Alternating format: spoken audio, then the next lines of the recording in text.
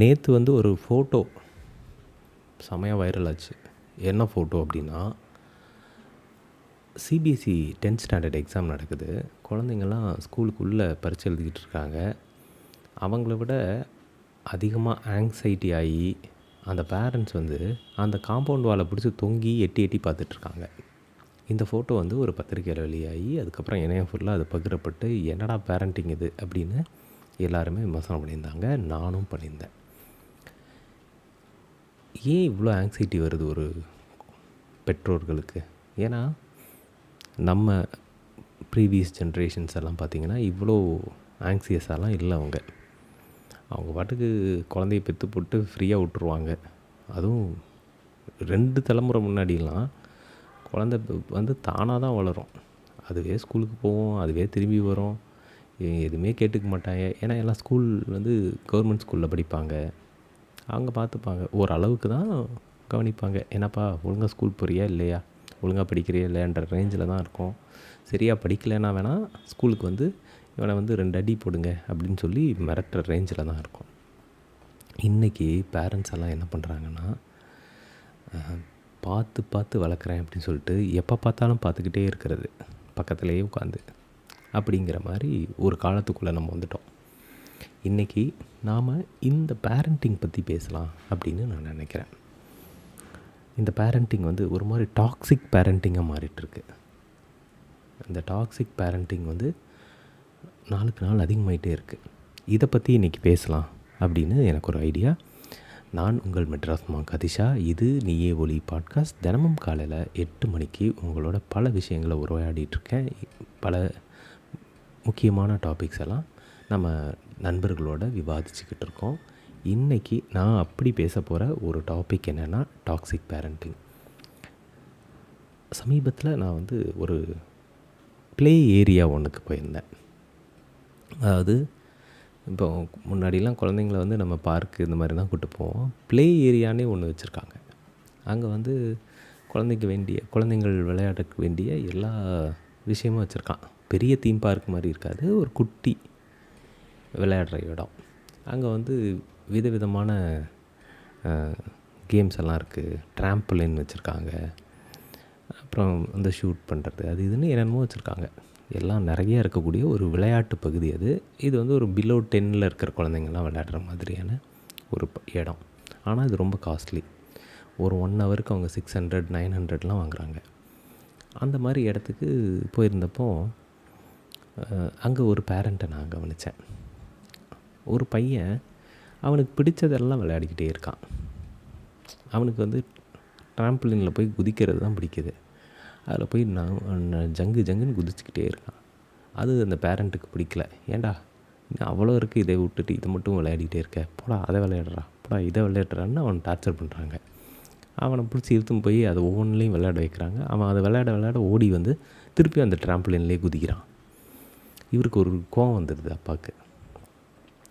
ஏன்டா 800 செலவு பண்ணியிருக்கோம், இது ஒன்று விளையாடுறதுக்கு தான் அவனுக்கு 800 கொடுத்தோமா, போய் எல்லாத்தையும் விளையாடுறான்னு மறுபடியும் அவனை போட்டு படுத்தி எடுக்கிறாங்க. அவன் அழுக ஆரம்பிச்சிட்டான், என்னை விடுங்கடான்னு. கடைசியாக அவன் வந்து எல்லாமே விளையாடின மாதிரி தான் இருந்துச்சு, ஆனால் ஹீ இஸ் நாட் ஹாப்பி. அப்போ நான் வந்து அப்பாக்கிட்ட கேட்டேன், ஏன்னா அவர் நம்ம நண்பர் தான், அவர்கிட்ட கேட்டேன், ஏங்க அவன் விரும்பினதை விளையாடட்டுமேனா, ஏங்க 800 கொடுத்துருக்கோம் 1 ஹவருக்கு, எல்லாமே விளையாடணும்ல, எவ்வளோ இருக்குது, சும்மா அதை ஒன்றையே போய் குதிச்சிட்ருக்கா ஜங்குன்னு. இல்லை அவனுக்கு அதுதான் நாங்கள் பிடிச்சிருக்கு, நீங்கள் 800 கொடுத்துட்டீங்கன்றதுக்காக அவன் வந்து எல்லாத்துலேயும் போய் ஒவ்வொன்றுலேயும் ஆடணும்னு அவசியம் இல்லைல்ல அப்படின்னும்போது, ஏங்க என்னங்க இப்படி பேசுகிறீங்க, அவனுக்கு எல்லாமே தெரியணுங்க, அது எல்லாமே விளையாடணும், அதுக்கு தானே இது காசு, நீங்கள் காசை கொடுத்துட்டு வேஸ்ட் பண்ணுற மாதிரி தானே ஆகுது. இப்போ ட்ராம்பலினுக்கு மட்டும்னா அதுக்கு மட்டும் எங்கேயாவது இருந்தால் கூட்டிகிட்டு போயிருப்பேன். இப்போ இதுக்கு எல்லாத்துக்கும் சேர்த்து தானே நம்ம செலவு பண்ணியிருக்கோம் அப்படின்னு ரொம்ப கோவமாக பேசிகிட்டு இருந்தார் அந்த பையன். பாவம், he is not happy.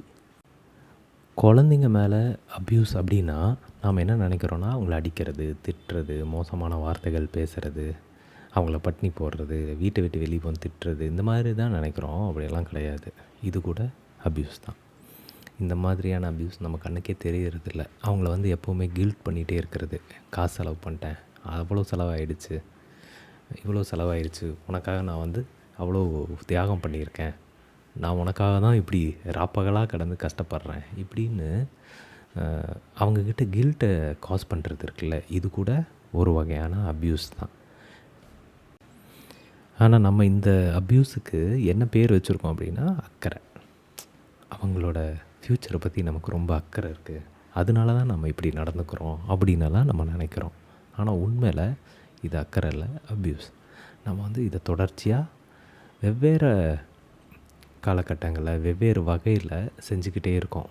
Night போய் ஒரு ஸ்கூலில் சேர்க்குறதுக்காக நைட்டே போய் அப்ளிகேஷன் வாங்குறதுக்கு போய் படுத்திருப்பாங்க.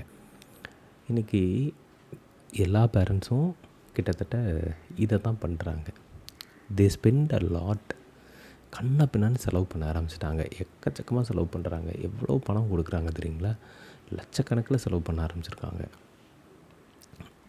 அவ்வளவும் செலவு பண்ணிவிட்டு அவங்க என்ன சொல்கிறாங்கன்னா, நான் இவ்வளோ செலவு பண்ணிட்டேன்ல, அதுக்கு நீ நான் சொல்கிறத பண்ணு அப்படின்னு ஒரு ஒரு ஒரு ட்ராப் ஒன்று செட் பண்ணுறாங்க.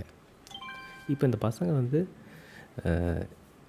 அவங்களுமே இது எது வேணாலும் வேணும், எனக்கு அது வேணும் இது வேணும்னு நிறைய கேட்குறாங்க. கேட்கும்போது எல்லாமே நான் உனக்கு வாங்கி தரேன், நீ கேட்குற எல்லாமே நான் வாங்கி தரேன், ஆனால் நான் சொல்கிறத தான் நீ கேட்கணும் அப்படிங்கிற மாதிரியான ஒரு கில்ட் ட்ராப் வந்து நடந்துக்கிட்டே இருக்குது. இன்றைக்கி வந்து கில்ட் ட்ராப் தான் இந்த பேரண்டிங்கோட அடிப்படையாக மாறுது. குறிப்பாக நிறைய செலவு பண்ணிட்டதாலேயே ஒரு விஷயத்தை வந்து நீ செஞ்சு தான் ஆகணும்னு வலியுறுத்துறது இருக்குல்ல, அதில் அந்த பையனுக்கு ஈடுபாடு இருக்குது, ஆர்வம் இருக்குது, அதெல்லாம் தாண்டி செலவு பண்ணிட்டேன், அப்போ நீ அதை பண்ணி தான் ஆகணும் அப்படிங்கிறது வந்து ரொம்ப ஜாஸ்தியாக இருக்குது. இதுக்கு வந்து இதில் வந்து என்னென்னா, பொழுதன்னைக்கும் குழந்தைங்கள கில்ட்டுலேயே வச்சுருக்கிறது. நான் உனக்காக எவ்வளோ தியாகம் பண்ணியிருக்கேன், நான் உனக்காக எவ்வளோ போராடுறேன், உனக்காக தானே நான் சம்பாதிக்கிறேன், உனக்காக தானே செலவு பண்ணுறேன், உனக்காக தான் நான் எதை பண்ணிட்டேன், நான் உனக்காக தான் அதை பண்ணிட்டேன், நீ வந்து இது கொஞ்சம் கூட கேட்க மாட்டேங்கிறியே. இந்த சாக்ரிஃபைஸ் மைண்ட் செட் இருக்குல்ல, என்ன நேரம் பார்த்தாலும் குழந்தைங்கக்கிட்ட போய் இதையே சொல்கிறது. நான் வந்து உனக்காக இவ்வளோ பண்ணிட்டேன் அதை பண்ணிட்டேன்னு. அப்போது இந்த கில்ட்டை உருவாக்கிட்டே இருக்கிற குழந்தைங்கக்கிட்ட இந்த கில்ட்டு மூலமாக தான் நினைக்கிறதெல்லாம் செய்ய வைக்கிறது. அது என்னவா வேணாலும் இருக்கலாம். அவங்க கெரியரை சூஸ் பண்ணுறதா இருக்கலாம், எப்படி படிக்கணுன்றதா இருக்கலாம், அவங்க எப்படி வாழணுன்றதா கூட இருக்கலாம். எல்லாத்தையும் இந்த சாக்ரிஃபைஸ் அடிப்படையிலேயே தான் இன்றைக்கி வந்து செய்ய வைக்கிறது. அதுக்கு என்ன இவங்க யூஸ் பண்ணுறாங்கன்னா, நிறைய செலவு பண்ணிடுறது, எக்கச்சக்கமாக செலவு பண்ணுறது, கடன் வாங்கி செலவு பண்ணுறது. ஒரு பையன் இருக்கானா, அவனுக்கு ஒரு வேணுங்கிறதெல்லாம், பைக் வேணுமா, செல்ஃபோன் வேணுமா, வீடியோ கேம் வேணுமா, என்ன வேணுமோ எல்லாத்தையும் வாரி வாரி வாரி கொடுத்துட்டு அவனை போட்டு டார்ச்சர் கொடுக்கறது. அப்போது இந்த கில்ட் ட்ராப் இருக்குல்ல, இது வந்து இன்றைக்கி ஒரு டாக்ஸிசிட்டியாக மாறுது. எல்லாருமே ஒரு மாதிரி டாக்ஸிக்காக நடந்துக்க ஆரம்பிக்கிறாங்க குழந்தைங்கக்கிட்ட. இன்னொரு பக்கம் குழந்தைங்களுக்கு அள்ளி கொடுத்துக்கிட்டே இருக்கிறது. அவங்களுக்கு வந்து பொருட்களோட மதிப்பு தெரியாத அளவுக்கு அவங்க வந்து ஒரு விஷயத்தை எப்படி ஏர்ன் பண்ணணும், அவங்க எப்படி அதுக்காக போராடணும், அதை எப்படி பெறணும் அப்படிங்கிறது கூட அவங்களுக்கு தெரிய மாட்டேங்குது. அவங்க நினச்சோன்னே எல்லாமே அவங்களுக்கு கிடைக்கிது. அப்போ அவங்களுக்கு வந்து இதுக்கு பின்னாடி இருக்கிற ஒரு உழைப்போ, இதுக்கு ஒரு ப்ராசஸ் இருக்குது அப்படிங்கிறதையோ அவங்க புரிஞ்சுக்கிறதே வாய்ப்பே கொடுக்கறதில்ல. அதுக்கு இன்னொரு காரணம் இருக்குது. ஃபஸ்ட்டு இவங்க கில்ட்டு ட்ராப் பண்ணுறாங்களா, குழந்தைங்கள கில்ட்லேயே வச்சுருக்காங்களா. இன்னொன்று கில்ட் பேரண்டிங்னு ஒன்று இருக்குது. இவங்களுக்கு வந்து எப்போவுமே கில்ட்லேயே இருக்கிறது. நம்ம வந்து நல்ல பேரண்ட்டாக, நம்ம அவங்களோட டைம் ஸ்பெண்ட் பண்ணுறோமா, அவங்களுக்கு வேண்டியதெல்லாம் செஞ்சு கொடுக்குறோமா, ஐயோ மற்ற பேரண்டெல்லாம் அதை செஞ்சு கொடுக்குறாங்களே, மற்ற பேரண்டெல்லாம் நல்ல ஸ்கூலில் சேர்த்து விட்றாங்க, மற்ற பேரண்டெல்லாம் அவங்களுக்கு வேணுங்கிறதெல்லாம் வாங்கி கொடுக்குறாங்க, நம்மளால் அதை பண்ண முடியலையே அப்படின்னு இவங்களும் வந்து ஒரு கில்ட்லேயே இருக்கிறது. எப்போவுமே எந்நேரம் பார்த்தாலும் மற்ற பேரண்ட்ஸோடு தன்னை கம்பேர் பண்ணிக்கிறது. ஐயோ அவங்க அதை பண்ணிட்டாங்க, ஐயோ இவங்க எதை பண்ணிட்டாங்க. முன்னாடிலாம் மற்ற பசங்களோட தான் பசங்களை கம்பேர் பண்ணிகிட்ருப்பாங்க. இப்போ வந்து பேரண்ட்ஸ் வந்து மற்ற பேரண்ட்ஸோட தன்னை கம்பேர் பண்ணிக்கிறது. அவங்க மாதிரி இருக்கணும், அவங்க மாதிரி நம்ம செய்யணும், அவங்க குழந்தைக்கு செய்கிற மாதிரிலாம் நம்ம செய்யணும் அப்படின்லாம் நினைக்க ஆரம்பிச்சிட்டாங்க. டவுட்டில் வேறு இருப்பாங்க, நம்ம நல்ல பேரண்ட்டாக இல்லையா அப்படின்னு. அதனால போட்டு திணிக்கிறது குழந்தைங்க மேலே, தன்னுடைய கில்ட்டை சரி பண்ணணும் அப்படிங்கிறதுக்காக. குழந்தைங்களோட இவங்களால டைம் ஸ்பெண்ட் பண்ண முடியாது டெய்லியும். ஏன்னா இவங்களோட லைஃப் ஸ்டைல் எப்படி இருக்கும், காலையில் போனால் நைட்டு தான் வீட்டுக்கு வர மாதிரி இருக்கும். ஸோ அதனால் குவாலிட்டியான டைம் ஸ்பெண்ட் பண்ண முடியாது குழந்தைங்களோட. ஒரு குவாலிட்டியாக உட்காந்து அவங்களோட பேச முடியாது. அவங்களுக்கு இவங்க உட்காந்து கற்றுக் கொடுக்க முடியாது. இதை வந்து சரி கட்டுறதுக்காக என்ன பண்ணுறாங்கன்னா, ஏகப்பட்ட செலவு பண்ண ஆரம்பிக்கிறது. அவங்களுக்கு பெஸ்ட்டாக நான் கொடுக்கணும்னு நினைக்கிறேன், அதுக்காக தானே நான் இவ்வளோ கஷ்டப்பட்டு உழைக்கிறேன் அப்படின்னு. உண்மையில் ஒரு குழந்தைக்கு அப்பா கற்றுக் கொடுக்குற அந்த சைக்கிள் ஓட்ட கற்றுக் கொடுக்குறாருன்னு வச்சுக்கோங்க, ஒரு முக்கியமான பங்களிப்பாக இருக்கும். மற்ற செலவுகளை விட நேரடியான அனுபவங்கள், கூட உட்காந்து பேசுகிறது, கதை சொல்கிறது, அவங்களுக்கு தன்னுடைய அனுபவத்தை பகிர்ந்துக்கிறது, அவங்களோட மனதை புரிஞ்சுக்க ட்ரை பண்ணுறது, அவங்களுக்கு எதில் ஆர்வம் இருக்கோ அதில் வந்து அவங்கள வந்து தொடர்ச்சியாக ஈடுபடுத்துறது, அதுக்கு நம்ம அதிகமாக நேரம் ஸ்பெண்ட் பண்ணுறது. இப்போ ஒரு குழந்தை வந்து சின்ன வயசில் கிரிக்கெட்டில் ஆர்வமாக இருக்குன்னா அதுக்கான வழிகளை கண்டுபிடிச்சி அவங்கள எப்படியெல்லாம் அதில் மேலே கொண்டு வரலாம் அப்படின்றதுல வந்து நம்ம ஆர்வமாக இருக்கலாம் இல்லையே. இல்லை அதெல்லாம் முடியாது, நீ வந்து நான் இவ்வளோ செலவு பண்ணிட்டேன், இதை பண்ணு அதை பண்ணு அப்படின்னு போட்டு டார்ச்சர் பண்ணுறோம்.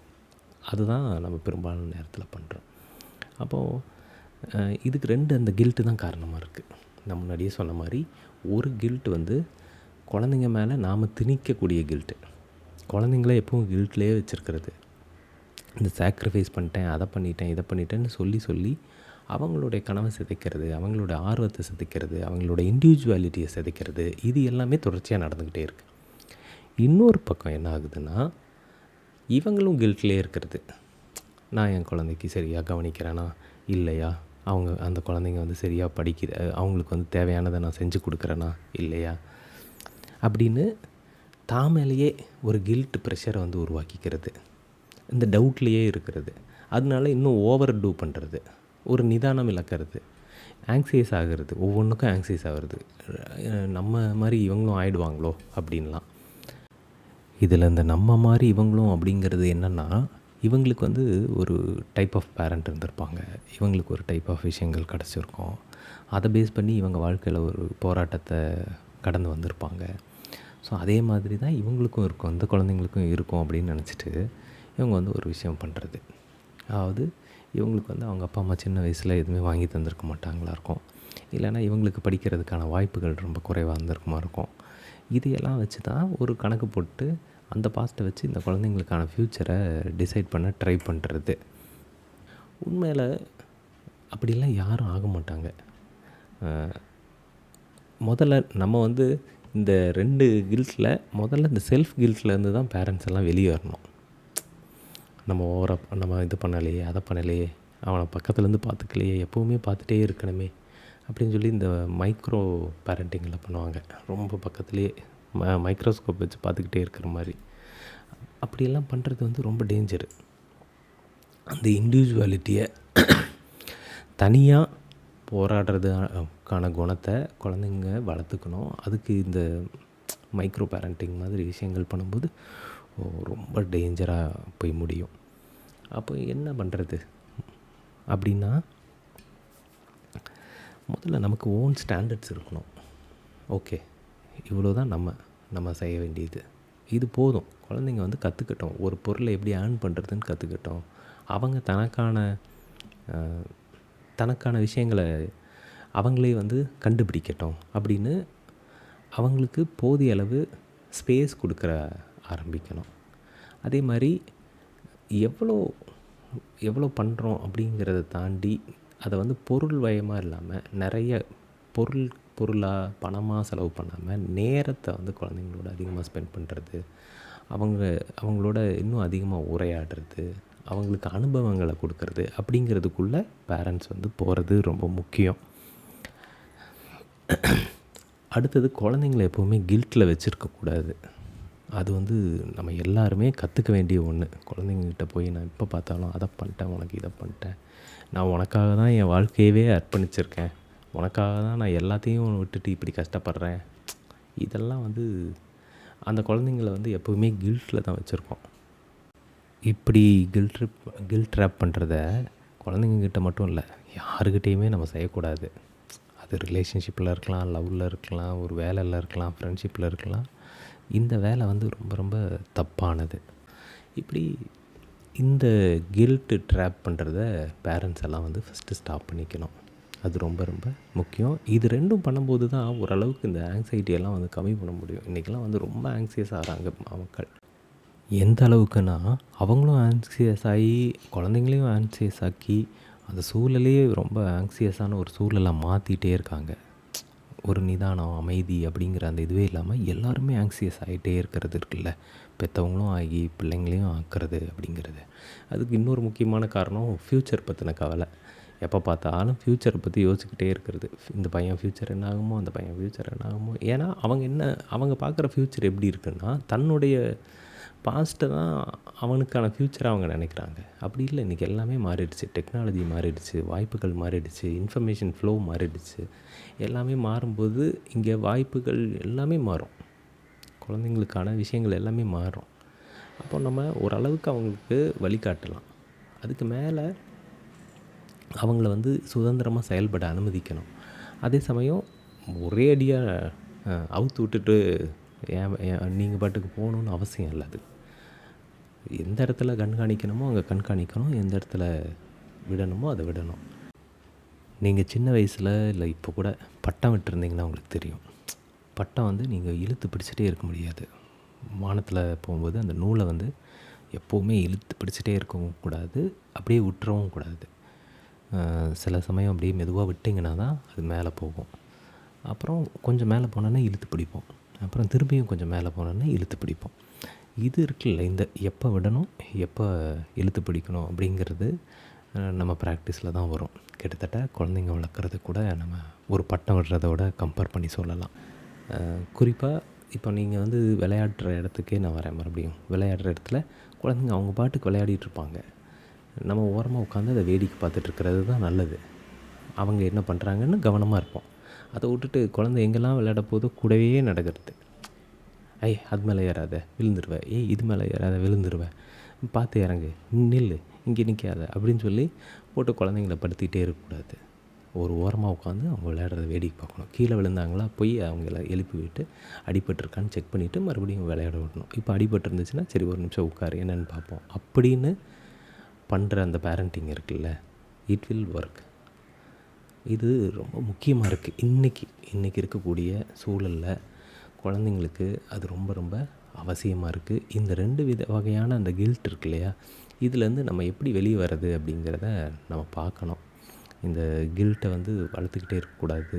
அது ரொம்ப முக்கியமாக இருக்குது. நமக்கே தெரியாமல் அதை பண்ணுறோம். அன்பின் பேரால், பாசத்தின் பேரால், அக்கறையின் பேரால் தான் இந்த கில்ட்டுக்குள்ளே நம்ம போகிறோம். இந்த கில்ட்டை வந்து உண்மையில் அன்பு, பாசம், அக்கறை இது எல்லாமே ஒரு அளவுக்கு தான். அதை வந்து கழுத்தை நெரிக்கிற அளவுக்கு காட்டினோம்னா அதுக்கு மதிப்பே இருக்காது. இன்றைக்கி பேரண்ட்ஸை மதிக்க மாட்டேங்கிறாங்க குழந்தைங்க அப்படி இப்படின்லாம் சொல்கிறோம். உண்மையில் நம்ம வந்து அவங்க அன்புன்ற பேரில் கழுத்தை தான் நெரிச்சிக்கிட்டு இருக்கோம். அப்படி நெருக்க தேவையில்லை. அவங்களுக்கு கொஞ்சம் ஸ்பேஸ் கொடுக்கலாம். அவங்க சுயமாக சிந்திக்கிறதுக்கான, அவங்களுடைய சாய்ஸஸை தேர்ந்தெடுக்கிறதுக்கான அந்த ஸ்பேஸை வந்து நம்ம கொடுக்க ஆரம்பிக்கலாம்.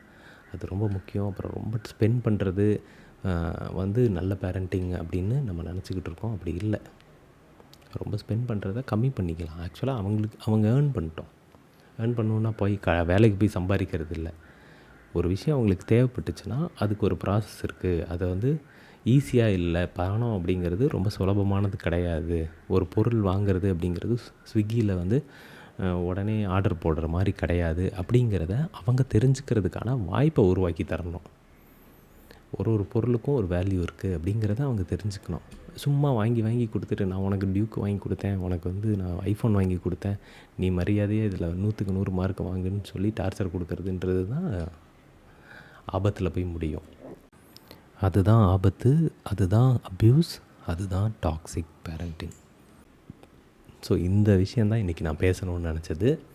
மற்றபடி உங்கள் அனைவருக்கும் ஒரு நல்ல நாளாக இன்றைக்கி அமையட்டும். எப்போவும் சந்தோஷமாக இருங்க, ஹாப்பியாக இருங்க, ஸ்மைல் பண்ணிக்கிட்டே இருங்க. நாளை மற்றும் ஒரு நல்ல டாப்பிக்கோடு உங்களை நான் சந்திக்கிறேன். அதுவரை உங்களிடமிருந்து விடைபெறுவது உங்கள் மெட்ராஸ் மாங்க் ஆதிஷா. இது நீயே ஒளி பாட்காஸ்ட். எப்போவும் ஹாப்பியாக சந்தோஷமாக சிரிச்சுக்கிட்டே இருங்க. ஸ்மைல் பண்ணுங்கள். பை.